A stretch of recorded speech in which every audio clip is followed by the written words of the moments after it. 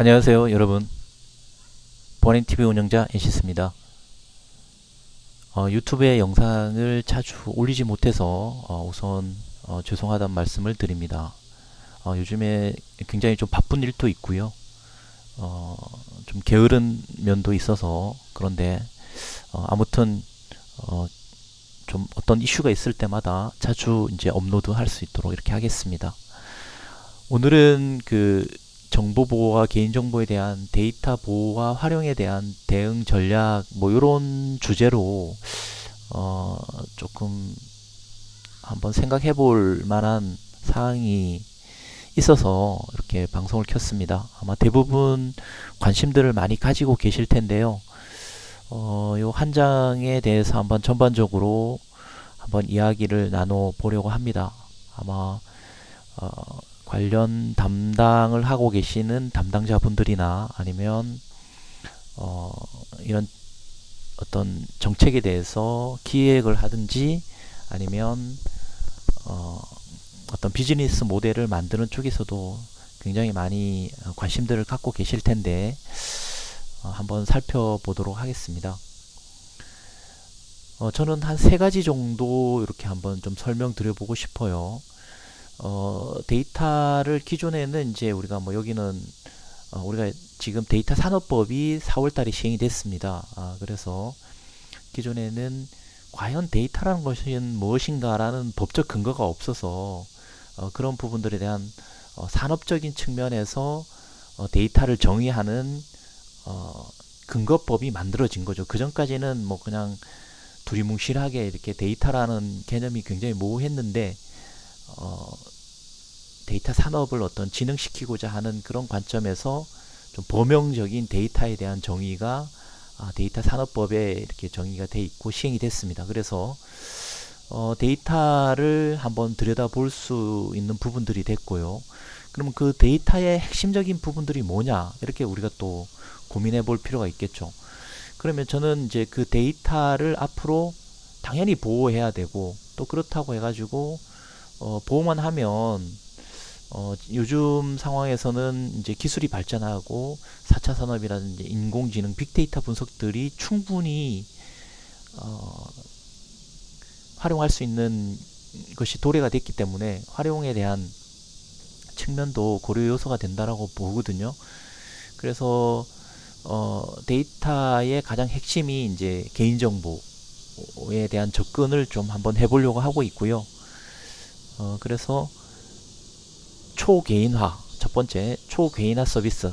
우리가 초개인화 서비스, 맞춤형 서비스를 해주려면 반드시 그 사람이 누구인지 알 수 있는 어떤 개별적인 내용들이 거기에 포함이 돼 있어야 됩니다. 그러다 보니까 맞춤형 서비스가 점점 더 강화가 되고 있고 초개인화되고 있는 거죠. 그리고 두 번째, 이 좀 약간 반대적인 개념입니다. 누구인지 식별할 수 없도록 만들어서 조금 더 범용적으로 기존에 여기에서는 개인의 동의를 얻어서 이렇게 하는 경우라고 본다면 가명 처리라든지 가명 정보를 이용해서 우리가 법적 근거를 가지고 데이터 3법이 통과됐기 때문에 빅데이터 분석을 한다든지 뭐 이런 부분들의 활용을 좀 볼 수 있을 것 같아요. 그리고 나서 초개인화 서비스를 하던 아니면 가명 처리해서 뭐 빅데이터 분석을 하던 어쨌든 기존보다는 여러 가지 이러한 프라이버시에 관련된 부분들이 더 부각이 됩니다. 그래서 데이터가 흘러갈 수 있게 되겠죠. 그러다 보니까 결국은 실제 개인정보 처리자 혹은 정보통신 서비스 제공자 등에서 개인정보를 뭐 잘 보호를 하면 좋겠지만 거기에 따라서 유노출에 대한 위험성을 우리가 또 고려해 보지 않을 수가 없습니다. 그러다 보니까 개인정보 위수탁 관리를 당연히 잘 관리해야 되지 않겠는가. 그래서 개인정보 처리자나 정보통신 서비스 제공자가 특례 조항에 의해서 실질적으로는 더 잘 준수해야 되겠지만 3자 제공이나 위탁을 했을 때 특히 이제 3자 제공은 이제 뭐 3자 제공에 의해서 그 고난이 넘어가기 때문에 받은 자의 처리 목적으로 인해서 만약에 유출이 생기거나 이래도 책임도 같이 받은 자 쪽으로 3자 제공은 넘어가니까 조금 더 그런 법 의무성에 있어서는 조금 더 부담이 경감이 될 수 있는데 위스탁 같은 경우에는 처리자의 업무를 목적으로 해서 개인정보 처리 업무를 위탁하는 거기 때문에 위스탁 관리가 기존보다 훨씬 더 강화돼야 될 것으로 저는 전망하고 있습니다. 그래서 다시 한번 정리해보면 데이터를 이용하고 데이터를 보호하고 활용하는데 그 데이터의 가장 핵심인 것은 저는 프라이버시로 보고 있고요. 그렇게 하기 위해서 세 가지로 이렇게 구분을 합니다. 그 데이터를 보호하는 측면, 초개인화 서비스를 잘 이용해야 되니까 이건 개인정보보호법에 의해서 또는 신용정보법에 의해서 동의를 받거나 이런 라이프 사이클에 대한 옵트인 제도, 컴플라이언스 리스크, 라이프 사이클을 잘 준수해야 되는 측면에서 초개인화 서비스, 또 활용적인 측면에서는 지금 데이터 3법 이후에 개정 이후에 우리가 충분히 가명 정보를 처리하고 활용할 수 있는 것이 법적 근거를 가지고 통과가 됐기 때문에 그런 측면에서의 활용, 그리고 위스탁 관리에 대한 개인정보법 26조에 따라서 위스탁 관리에 대한 강화, 물론 이제 개인정보 처리자나 정보통신 서비스 제공자 등은 법 준수해야 되는 건 당연한 겁니다. 예. 그런데 위스탁하는 쪽에서 이게 좀 소홀히 되거나 이랬을 때 유출되거나 침해 사고로 이어지는 경우들이 더 많기 때문에 이렇게 강조를 드립니다. 여기에 따른 근거는 실제 행정처분 결과에서 공표하는 자료를 분석했을 때 안전조치 관리 미흡이라든지 안전조치 의무가 위반됐던 그런 사례들이 많아서 제가 이렇게 분류해 보았습니다. 그러면 초개인화부터 한번 좀 살펴보도록 하겠습니다. 결국 이 초개인화 서비스라는 것은 뭐냐면 기존에 있었던 3자 제공과 약간 결을 달리합니다. 그게 뭐냐면 최근에 나타나 있는 마이데이터 사업을 통해서 우리가 개인정보 자기결정권을 행사할 수 있는 부분들이라고 보면 되겠습니다. 우리 언론이나 미디어 쪽에서 마이데이터 이러니까 대부분 한 번쯤은 들어보셨지만 이게 도대체 그 백그라운드에 어떠한 법적 근거를 가지고 있고 이게 어떠한 상황에 의해서 이게 이루어지는가라는 것을 구체적으로 아시는 분들이 잘 없으세요. 물론 이제 관련 이쪽 담당자라든지 실무진들은 다 알죠. 그러나 정보 주체에서 과연 이 마이데이터라는 게 도대체 뭐냐? 그냥 내 자산을 관리하고 나의 뭐 어떤 금융권에 있는 금융 정보를 그냥 내가 이렇게 터치만 하면 그냥 다 알 수 있는 그게 마이데이터인가? 이렇게 볼 수 있는데 우리가 조금 더 깊이 있게 알 필요가 있는 거죠. 그래서 마이데이터가 도대체 무엇인가? 그리고 마이데이터를 통해서 정보 주체가 얻을 수 있는 법익은 무엇인가? 편익적인 부분은 무엇인가? 이런 것들을 우리가 한번 고민해 볼 필요가 있습니다. 그리고 각 금융권에서도 마이데이터 사업에 지금 뛰어들고 있는 것이 새로운 어떤 부가가치를 창출할 수 있는 부분들이 있기 때문에 그렇다고 저는 보거든요. 거기에 핵심적인 부분들은 바로 지금 신용정보법이 데이터 3법 이후에 이미 시행이 되고 있기 때문에 개인정보 전송 요구권이 시행이 되기 때문에 이 전송 요구권에 대한 법적 근거를 가지고 지금 금융권에서 마이데이터 사업이 이루어지고 있는 것입니다. 그래서 이러한 부분들이 이제는 개인정보보호법에서도 개인정보 이동권이라는 것으로 그 범위와 대상이 확대 적용될 가능성이 높아졌습니다. 이미 개인정보보호법 2차 개정안이 지금 많이 이렇게 발표가 되어 있기 때문에 지금 현재 개인정보보호법에서는 개인정보 이동권이 지금 시행이 되고 있지는 않습니다. 그렇지만 이 법안으로 이미 그렇게 시행할 것이다. 그리고 일부 관련 부처, 의료라든지 교육 쪽에서는 개인정보 이동권에 대한 시범 사업들이 이루어지고 있기 때문에 법만 시행이 되면, 개정되는 법만 시행이 되면 지금 개인정보 신용정보법에서 시행되고 있는, 금융 쪽에서 시행되고 있는 신용정보를 이용한 개인정보 자기결정권을 행사하는 것이 일반법인 개인정보 자기결정권으로 확대 적용이 될 것이다.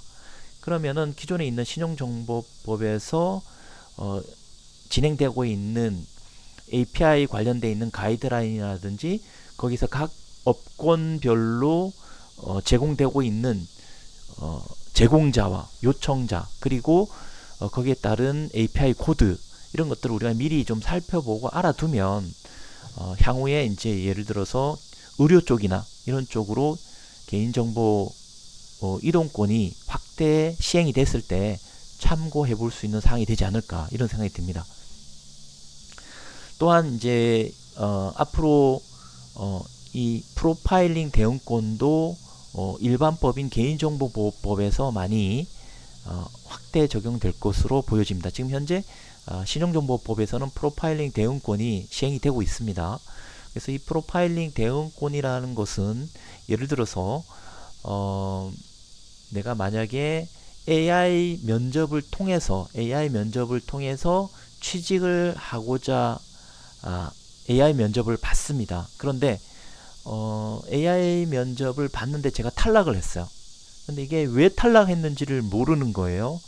그래서 자동화된 프로그램에 의해서 만약에 어떠한 결정이 이루어졌다라고 하면 거기에 따른 자동화 프로그램에 대한 설명을 요구할 수 있는 설명권이 부여가 된다는 거죠. 그러니까 AI 면접을 통해서 내가 왜 떨어졌는지, 거기에 따른 알고리즘은 뭔지, 이런 것들을 우리가 알면 요구를 해서 불이익이 되지 않도록 이렇게 해서 개인의 자기결정권이 행사가 될 수 있는 부분들을 보완 조치하는 그런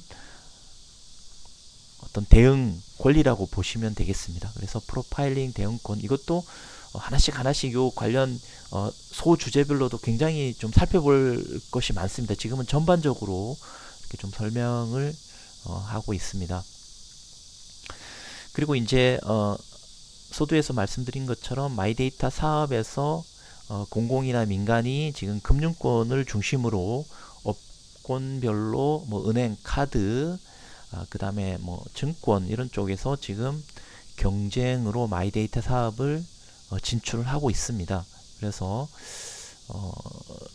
결국은 데이터가 흘러가게 되는, 과거에는 뭐 은행이면 은행, 증권이면 증권, 카드면 카드, 이런 쪽에서 데이터가 파일로 형태로 이렇게 저장이 돼 있다면 이런 마이데이터 사업을 통해서 개인정보 전송 요구권을 통해서 개인정보 자기결정권을 행사하면서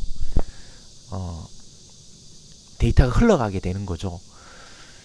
그리고 요번에 신용정보법 개정으로 인해서 신용조회업이 개인 신용정보, 사업자 신용정보, 기업 시비, 이런 형태로 구분이 됐습니다. 그래서 일정한 조건을 갖추면 이런 것들을 할 수 있도록 법이 개정이 됐고요. 여기에서 비금융 정보를 이용해서 신용평가 모델을 할 수 있는 이런 형태로도 충분히 비즈니스 모델로 접근이 가능하다라는 것이 핵심입니다. 그러니까 이러한 여건을 충분히 갖춘 법인이나 기업 측면에서는 기존의 어떤 비즈니스 모델의 한계점이 도달했을 때는, 또 스타트업이나 이런 쪽에서는 충분히 이렇게 아마도 고민해 볼 사항이 아닌가, 이런 생각이 듭니다. 그리고 이제 2차 개정, 의료교육, 뭐 아까 위에서 말씀드린 이 개인정보보호법을 얘기하는 겁니다. 그래서 개인정보법이 2차 개정이 되면 의료라든지 교육 쪽에 요 개법법 제35조 2항이 이미 벌써 마련이 돼 있습니다. 예, 제가 자료를 좀 찾다가 개인정보법 제35조 2항으로 여기서 개인정보 이동권이 되겠죠. 이미 법률이 다 만들어져 있는 것을 제가 자료를 검색하다가 찾게 됐습니다. 그래서 법만 시행이 되면 이런 부분들이 이제 추진력 있게 진행돼 나가지 않을까, 이렇게 생각이 됩니다. 예를 들어서 이 비금융 정보 모델링이라는 것은 이런 전송 요구권이나 개인정보 이동권에 의해서 공공기관이라든지 뭐 이런 내가 전기세를 계속 연체나 이런 거 없이 정상적으로 체납 없이 따박따박 잘 납부를 했다라면 그런 정보를 통해서 나의 신용평가를 이용해서 주부라든지 학생이라든지 이런 분들이 금융정보가 부족하잖아요. 그러니까 그런 금융정보가 부족한 부분을 보완해 줄 수 있는 그런 비금융 정보를 통해서 나의 신용평가를 해서 모델링 삼아서 뭐 대출을 해준다든지 뭐 이렇게 해줄 수 있는 영역이 넓어졌다는 얘기죠. 그렇게 되려면은 뭐 공공기관, 뭐 한전, 뭐 이런 쪽에서 데이터가 서로 주고받고 해서 분석해서 이런 데이터가 흘러가야 된다는 거죠. 기존에 이렇게 묶여 있었을 때는 한전 데이터를 다른 쪽에서 쓸 수가 없지 않습니까? 그러니까 이런 형태로 법이 지금 바뀌어서 굉장히 활발하게 데이터를 잘 이용할 수 있도록 활용할 수 있도록 법적 근거가 마련이 됐기 때문에 이러한 부분들에 대해서 우리가 관심을 가질 필요가 있다. 이렇게 좀 개인적으로 생각합니다. 두 번째는 이제 데이터 3법이 개정이 되면서 2020년 8월 5일 날 데이터 3법이 개정이 되면서 시행이 됐습니다. 그 가운데 가장 핵심적인 부분들이 바로 가명정보의 개념을 도입을 했다라는 겁니다. 그래서 우리가 결합전문기관, 개인정보보호법에서는 결합전문기관이 될 것이고요. 신용정보법에서는 데이터 전문기관으로 통해서 자체 결합을 하든지 아니면은 개인정보 처리자와 정보통신 서비스 제공자 뭐 이렇게 타 이기종 간의 기관과 기관이 다른 혹은 법인과 법인이 다른 그런 쪽에서 데이터를 결합할 때는 결합 전문기관을 이용하거나 데이터 전문기관을 이용을 해서 가명 처리되어 있는 그런 부분을 통해서 뭔가 부가가치를 창출할 수 있을 것인가에 대해서 고민을 하게 되죠. 이러한 부분들에 대한 것들이 각종 가명정보 처리 가이드라인, 뭐 의료 쪽이나 교육 쪽이나 아니면 일반적인 가명정보 처리 가이드라인을 통해서 배포가 됐기 때문에 충분히 우리는 이 가명 처리를 통해서 통계 작성이라든지 과학적 연구라든지 공익적 기록 보존에 의해서는 정보 주체의 동의 없이 사용할 수 있도록 활용할 수 있도록 이렇게 언급이 됐다는 거죠. 법적 근거를 가지고 규정이 됐다는 얘기죠. 그래서 과거보다는 충분히 활용할 수 있는 폭이 넓어졌다 이렇게 보면 될 것이고 그런 가명 처리에 대한 것은 과연 그러면 어느 정도 이것을 해야 적당한가 그래서 적정성 평가를 하게 됩니다. 그래서 간략하게만 좀 설명을 드리면 가명 처리에 대한 적정성을 그 데이터셋에 대한 어떤 적정성과 가명 처리를 하기 위한 환경 분석, 환경적인 부분 이게 두 개를 가지고 우리가 평가를 하게 됩니다. 데이터 자체로서 데이터셋 자체로서의 가명 처리 예를 들어 뭐 가명화를 한다든지 뭐 총계 처리를 한다든지 범주화를 한다든지 라운딩 처리를 한다든지 뭐 이렇게 해서 그런 데이터셋에 관련되어 있는 부분들인데 이것을 너무 뭉개버리면 데이터 유용성이 떨어지기 때문에 사실 빅데이터 분석하는 쪽 입장에서는 이거 가지고 어떻게 우리가 빅데이터 분석을 할 것인가 이런 고민에 빠지게 될 것이고요.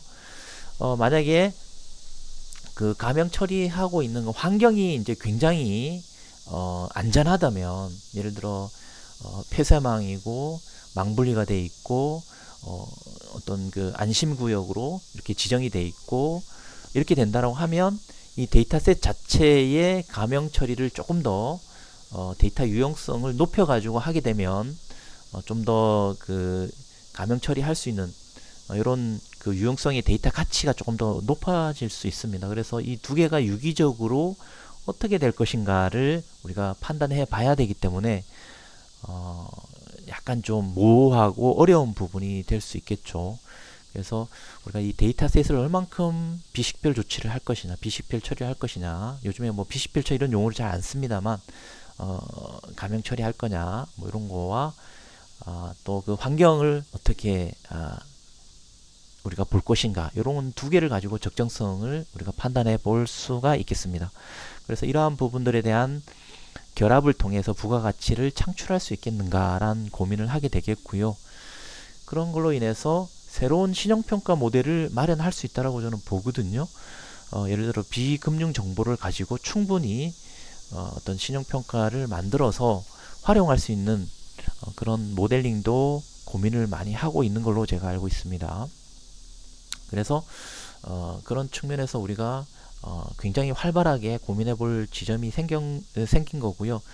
그리고 이제 가명정보결합센터가 지금 강원도에 원주에 하나 있고 이번에 부산에 하나가 더 만들어져 있습니다. 그리고 지금 서울에 수도권에 하나가 있죠. 원래 서울에 수도권에 하나 있었고요.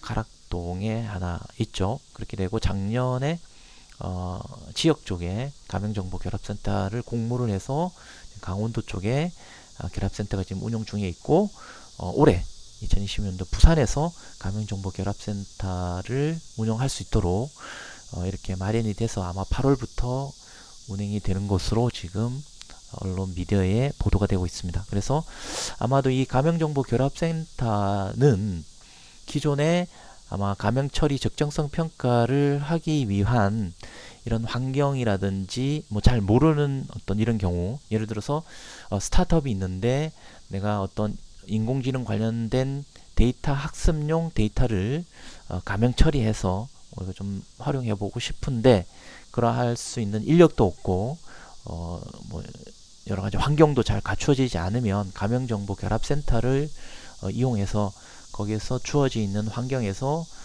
우리가 활용해 볼 수 있지 않겠는가, 이런 생각을 합니다.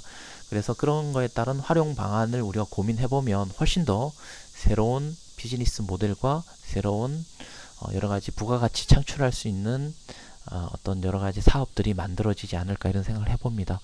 그래서 뭐 지역 상권을 분석한다든지, 이미 민간에서는 이런 지역 상권 분석을 하기 위한 가명 처리를 통해서 활용하는 서비스들이 속속 지금 만들어지고 있습니다. 그래서 초개인화 서비스, 이거는 이제 개인의 어떤 동의를 받거나 개인정보 자기결정권을 행사를 하는 거죠. 다 동의를 받습니다. 옵트인 제도로 다 동의를 받고요. 가명 정보는 정보 주체의 동의 없이 사용할 수 있는 통계적 목적이라든지 과학적 연구, 신용정보법에서는 그냥 연구라고 되어 있습니다. 여기 과학적 연구에는 지금 해설서에 따르면 산업적 연구, 해설서에 따른 상업적 연구도 좀 포함이 된다라고 지금 이렇게 해설하고 있기 때문에 이런 부분도 상업적 어떤 연구도 포함이 될 것 같고요. 그 다음에 공익적 기록 보존에 의해서는 정부 주체의 동의 없이 사용할 수 있으니까 이런 부분들에 대한 고민점이 대두가 되겠습니다. 그렇게 해서 정부 주체가 자기결정권을 행사하고, 요거는 개인정보 처리자 혹은 정보통신 서비스 제공자 혹은 뭐 신용정보 쪽에서 신용정보 관리인 이런 쪽에서 이런 부분들을 만약에 한다면 굉장히 기존보다는 보호와 활용이 굉장히 활발하게 이루어질 것 같습니다. 그러다 보니까 3자 제공은 이제 당연히 기존에 있는 컴플라이언스를 그대로 준수하게 되겠지만 이 위수탁할 때 업무상 우리가 개인정보 업무 처리를 위탁하는 경우들이 있습니다. 그러면 수탁자들에 대한 관리가 강화되어야 되는 것은 자명한 사실일 겁니다. 그렇게 되면 기존에 있었던 위수탁 관리 시스템이 좀 만들어져야 될 겁니다. 아마 대부분은 지금 위수탁 관리 시스템을 구축하고 있지 않은 경우들이 대부분입니다. 그냥 뭐 서류로 이렇게 한다든지 이런 것인데, 지금 대기업이라든지 아니면 금융권 쪽에서 속속들이 위수탁 관리 시스템을 도입을 하거나 자체 개발을 해서 지금 활용을 하고 있습니다. 그래서 관리 감독이라든지 교육이라든지 아니면 자율 점검에 대한 체크리스트라든지 아니면 실사라든지 뭐 이런 부분들이 이 관리 시스템을 통해서 관리될 수 있도록 이렇게 지금 관심들을 많이 가지고 있습니다. 그리고 이 수탁자들이 이 관리를 하게 되면 위스탁 관리에서 굉장히 이 위스탁 관리에 대해서 수탁자가 많습니다. 뭐 예를 들어 카드사 이런 통신사 이런 경우에는 뭐 50군데, 100군데 뭐 이런 굉장히 많습니다. 그래서 이런 자율협의회를 좀 구성을 해서 좀 큰 규모의 위탁자 같은 경우에는 그래서 자율협의회를 구성해서 교육도 하고 관리 감독도 하고 자율점검도 좀 이렇게 실시할 수 있도록 이렇게 하게 되면 굉장히 좀 더 효율적인 관리가 되지 않을까 그런 차원에서 예를 들어서 뭐 ISMS-P 같은 경우에 정보보호 관리 체계 및 개인정보를 체계적으로 관리할 수 있는 인증 제도를 좀 도입할 수 있도록 이렇게 독려를 한다든지 뭐 이렇게 혹은 도입한 경우가 있으면 그런 부분들을 잘 활용을 한다든지 뭐 어떤 그 실사 같은 것을 면제해 준다든지 뭐 이런 것을 잘 우리가 고민해 볼 필요가 있겠죠.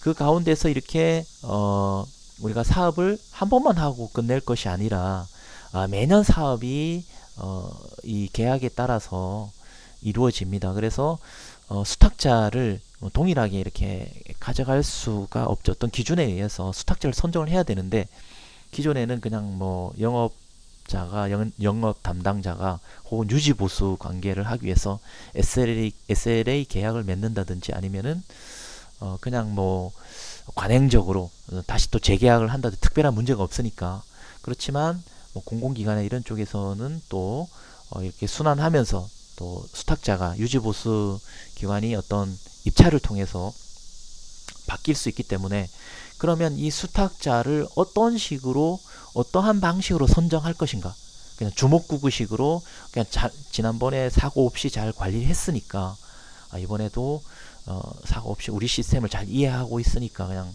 해야 되는지 그래서 그냥 입찰을 통한 그냥 입찰 방식으로만 이렇게 할 것인가 그러면 그렇게 했을 때 세부적인 어떤 그런 선정 방식이 무엇이 있을 것인가 이런 부분들도 우리가 고민해 볼 수가 있습니다. 그래서 수탁자 선정 방식을 따로 자체적으로 어떤 지표라든지 이런 것을 가지고 있으면 만약에 예를 들어서 우리가 정보보호라든지 개인정보에 대해서 우리가 DOA라는 게 Degree of Assurance DOA 그러니까 우리가 수용 가능할 수 있는 감내할 수 있는 어떤 그 지표가 있습니다. 그러면 그 지표에 따른 예를 들어 1에서부터 10까지 있으면 우리는 한 7 정도까지는 우리가 감내할 수 있습니다. 그 정도까지는 하고 그 이후로는 우리가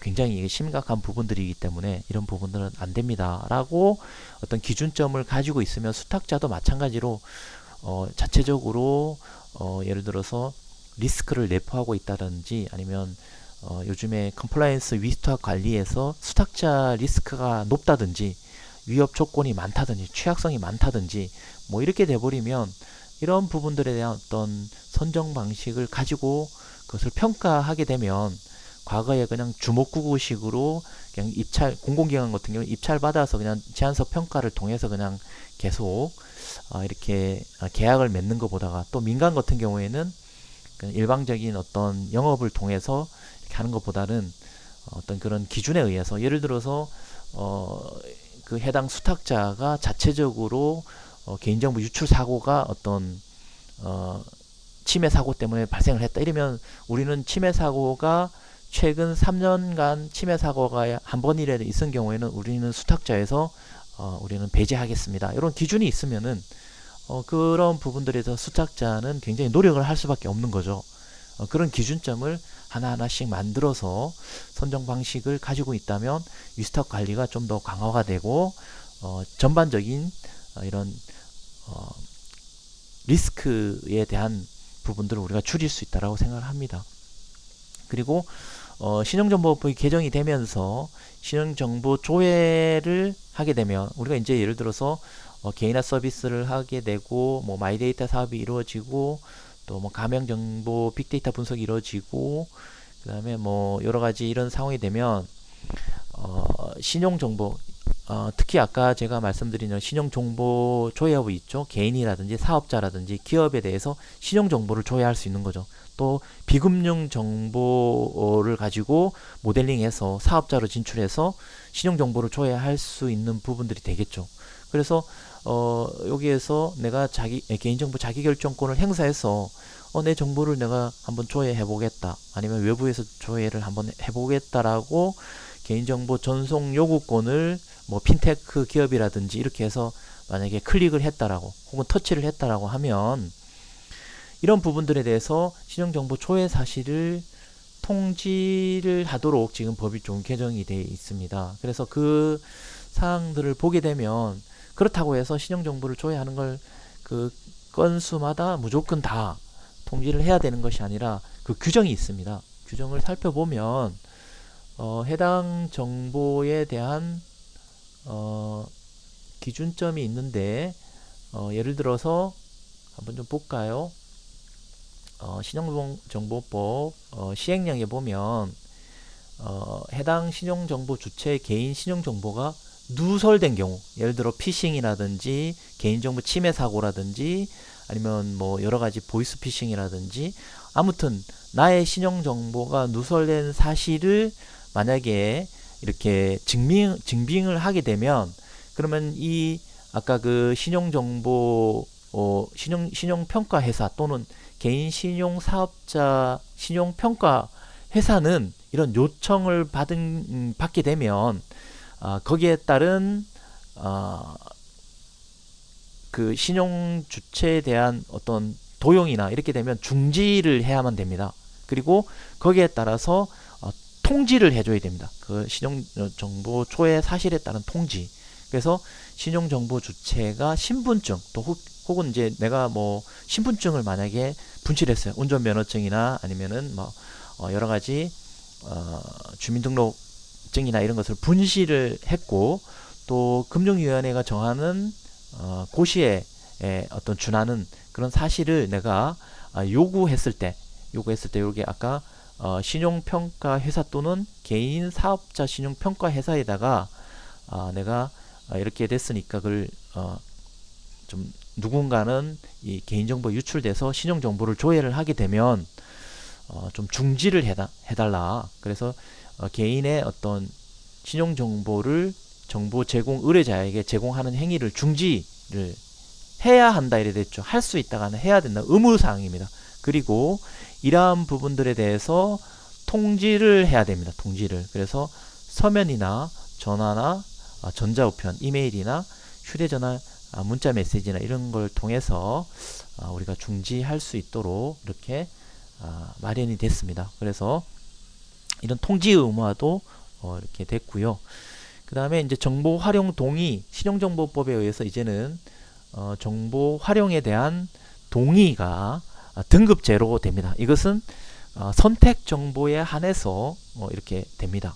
그래서 조금 더 기존의 약관처럼 굉장히 빡빡한 글씨를 통해서 뭐 무슨 내용인지 알아볼 수도 없고, 이렇게 된 것을 한 4단계 정도의 분류를 해서 이건 심각한 중요성이, 이게 매우 중요한 건지 아니면 그냥 중요한 건지 아니면 심각한 것이 아닌지, 이렇게 4가지의 등급을 통해서 선택 정보에 한해서는 그 정보를 활용하는 거에 따라서 동의를 받도록 이렇게 신용정보법에서는 지금 이용이 되고 있습니다. 그 다음에 이제 신용정보법에서 제가 신용정보법을 말씀드리는 이유는 개인정보보호법이나 개인정보법의 특례조항 이런 것 보다가 신용정보법이 지금 특별법으로서 조금 더 들여다봐야 될 게 더 많습니다. 그래서 신용정보, 특히 금융회사라든지 이런 쪽에서는 신용정보법을 조금 더 디테일하게 좀 봐야 되기 때문에, 또한 최근에는 이제 핀테크 기업이라든지 이런 쪽이 신용정보에 관련된 부분들을 더 많이 처리하고 있기 때문에 우리가 일반적인 개인정보법 또 거기에 특례조항인 기존의 이제 정보통신망법에 돼 있던 서비스 정보통신 서비스 제공자 이런 부분과 또 신용정보법에 규정화되어 있는 신용정보의 처리, 이렇게 해서 지금 개인정보법, 개인정보법 특례조항, 그리고 신용정보 이렇게 세 가지를 보고 법적인 측면에서는 개인정보보호법의 특별법인 신용정보법에 조금 더 우리가 금융정보라는 개인 신용정보를 봐야 되기 때문에 이렇게 좀 언급을 해 봅니다. 그래서 정보보호 상시평가를 지금 하고 있습니다. 상시평가제도. 이렇게 해서 금융 쪽에는 이런 측면이 조금 더 강화되어 있고요. 기존의 징벌적 손해배상 제도가 3배에서 5배로 좀 커져 있기 때문에 이런 신용정보법에 대해서 좀 더 고민을 하고 들여다보고 우리가 어떻게 대응을 할 것인가를 좀 봐야만 될 것 같습니다. 시간이 굉장히 많이 흐르고 굉장히 길게 제가 좀 설명을 드렸는데 한 장에 대해서 이렇게 좀 요약을 한번 해봤습니다. 뭐 대부분 다 알고 계신 분들도 있으시겠지만 그래도 한 번 더 우리가 좀 왜 이런 쪽에 관심을 가져야 되는가에 대해서 우리가 제 나름대로 한번 생각해 본 바를 설명을 드렸습니다. 그래서 정리를 해보면 앞으로는 데이터를 보호하는 거와 활용하는 거, 그리고 데이터에는 가장 핵심이 개인정보가 들어갈 것 같고요. 그 개인정보는 맞춤형 서비스는 초개인화 서비스, 또 정부 주체의 동의 없이 사용할 수 있는 가명정보의 가명처리, 그래서 개인화 서비스와 가명 처리가 활발하게 막 이렇게 이루어질 거니까 거기에 따른 그 법의 의무사항을 처리해야 되는 그 의무 대상자인 개인정보 처리자 혹은 정보통신 서비스 제공자, 또 신용정보법의 대상이 되는 신용정보법의 대상이 되는 그 의무자들이 위스탁 관리하는 이런 부분들이 좀 더 강화되지 않을까 이렇게 생각을 해봅니다. 굉장히 좀 길게 말씀을 드렸는데요. 좀 관심 있으신 분들은 한 번쯤 이렇게 접근해 보시면 좋을 것 같고요. 실제 이러한 부분들이 뭐 앞으로 많은 고민점, 시사점 이런 것을 내포하고 있을 것으로 보고 관심을 가져보시면 좋지 않을까 이렇게 생각을 합니다. 좀 긴 내용이었지만 들어주셔서 감사하고요. 또 좋은 내용으로 찾아뵙도록 하겠습니다. 들어주셔서 감사합니다.